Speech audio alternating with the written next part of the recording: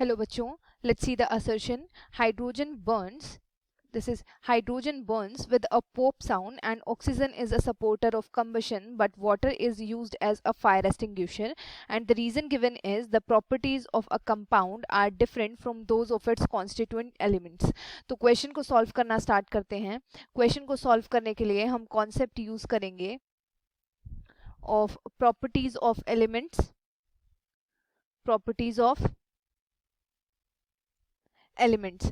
तो अगर हम बात करें फर्स्ट असर्शन की, तो गिवन है hydrogen burns with a pop sound and oxygen is a supporter of combustion but water is used as a fire extinguisher. तो अगर हम बात करें हाइड्रोजन की, तो अगर हम बात करते हैं किसकी, हाइड्रोजन की, तो हाइड्रोजन जो है ये पीरियोडिक टेबल में सबसे पहला एलिमेंट है हाइड्रोजन, एंड ये H2 की फॉर्म में एग्जिस्ट करता है एंड ये हाईली रिएक्टिव होता है.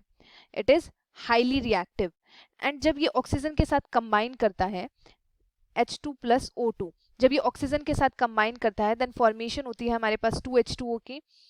एंड ऑक्सीजन के साथ कंबाइन करने पे ये H2O की फॉर्मेशन करता है एंड यहाँ से एनर्जी रिलीज होती है, इमेंस एनर्जी रिलीज होती है. एंड ये जो एनर्जी जब रिलीज होती है देन हमें पॉप साउंड सुनाई देती है. एंड ऐसा क्यों होता है, क्योंकि जो हाइड्रोजन है it is a highly reactive.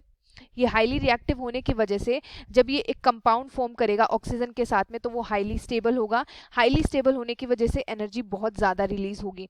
And energy, ये जो एनर्जी रिलीज होगी देन हमें पॉप साउंड सुनाई देगी. एंड ये हम बोल सकते हैं कि जब हाइड्रोजन जलता है, गिवन है hydrogen burns with a pop sound, अगर हाइड्रोजन जलता है दैट मीन्स वहाँ पे केमिकल रिएक्शन हुई है ऑक्सीजन के साथ एंड फॉर्मेशन हुई है 2H2O की, जो कि एक स्टेबल कंपाउंड है, हाईली स्टेबल कंपाउंड है, जिसकी वजह से एनर्जी रिलीज हो रही है. एंड ये जो एनर्जी जो है जिसकी वजह से हमें पॉप साउंड सुनाई देती है.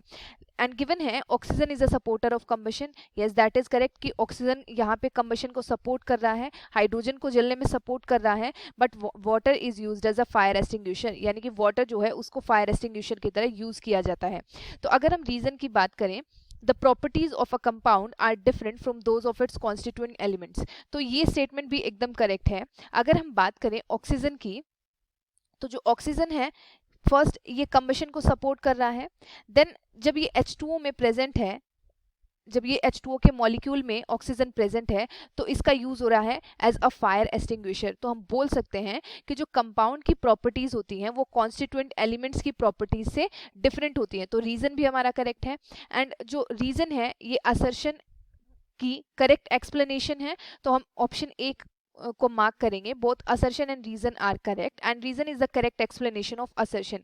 ऐसा क्यों बोला है, क्योंकि ऑक्सीजन ने पहले सपोर्ट किया है कंबशन को एंड देन गिवन है कि जो वाटर है उसका यूज होता है as a fire extinguisher. That is why हम बोल सकते हैं कि जो प्रॉपर्टीज होती हैं किसी भी कंपाउंड की वो जो उसमें कॉन्स्टिट्यूएंट एलिमेंट्स होते हैं उनसे डिफरेंट होती हैं. I hope you understood. All the best.